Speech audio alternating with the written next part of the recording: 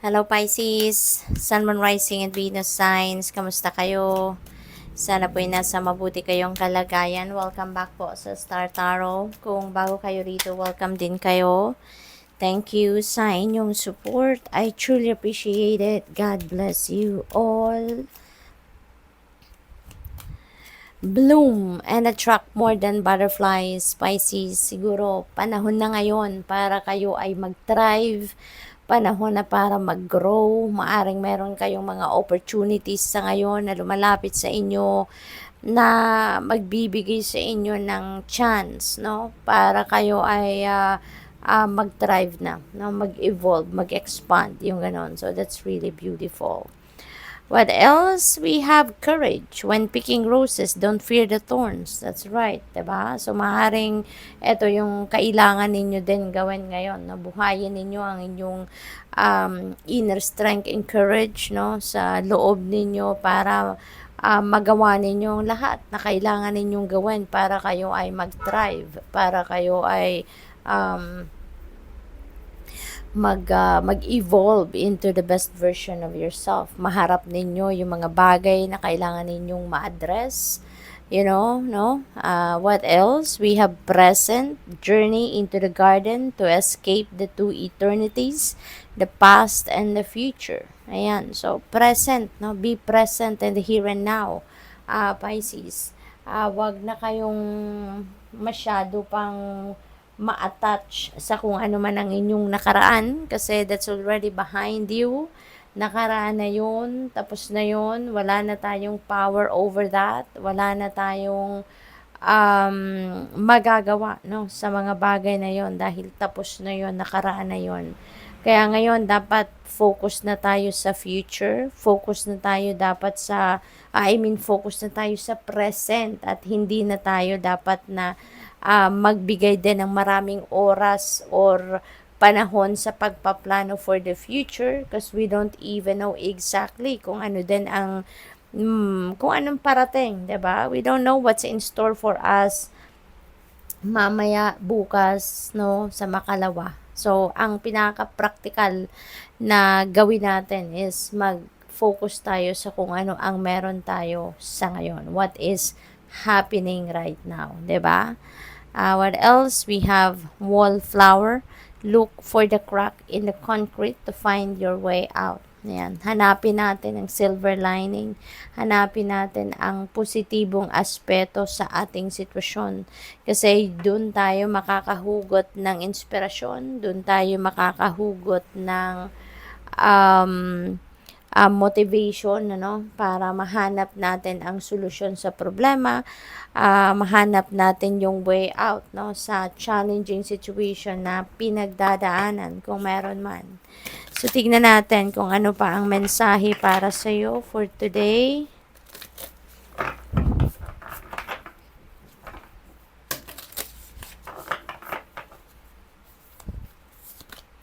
We have mountain goat. There's something out of balance in your life. So so do whatever you need to do to correct it. No? So Pisces, may mga imbalances daw na nangyayari sa buhay ninyo sa ngayon. So kailangan ninyong hanapin, no, kung ano yung magagawa ninyo para ma-address ninyo to, maitama ninyo, no? So maybe you need to step back muna sa kahit ano man ang inyong pinagkakaabalahan sa ngayon because maybe what you are focusing right now, siguro yun nagpapa-stress sa inyo, maaring nababother kayo, no, sa inyong sitwasyon sa ngayon. So, kaya hindi kayo masyado nakakapag-isip din ng maayos kasi maybe you are focusing too much on the problem itself, no? Kaya sabi nga dito, look for the crack in the concrete, 'di ba?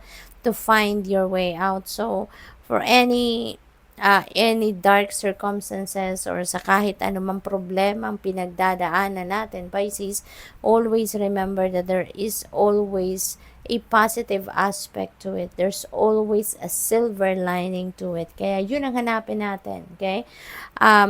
at doon tayo humugot ng inspirasyon para mahanap natin ang ating solusyon sa problema.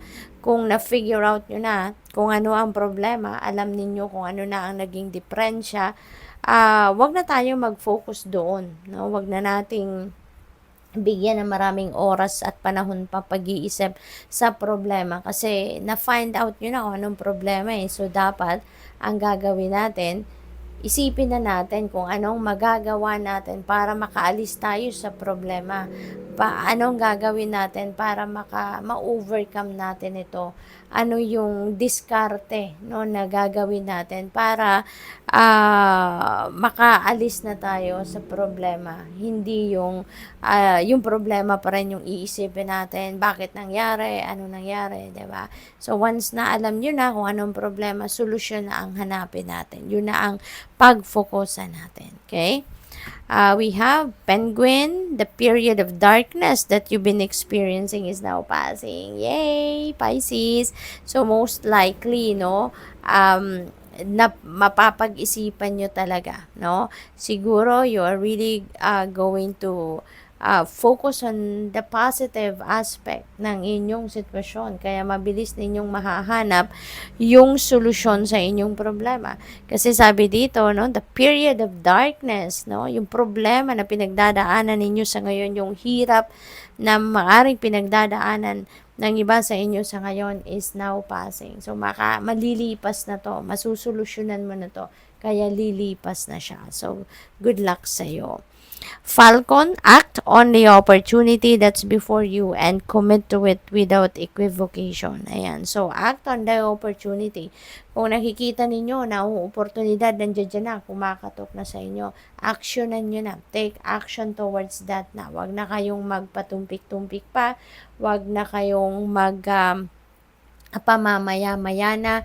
Huwag na ninyong isantabi yung oportunidad, no, na nandiyan dyan at gawan na ninyo ng paraan. Okay?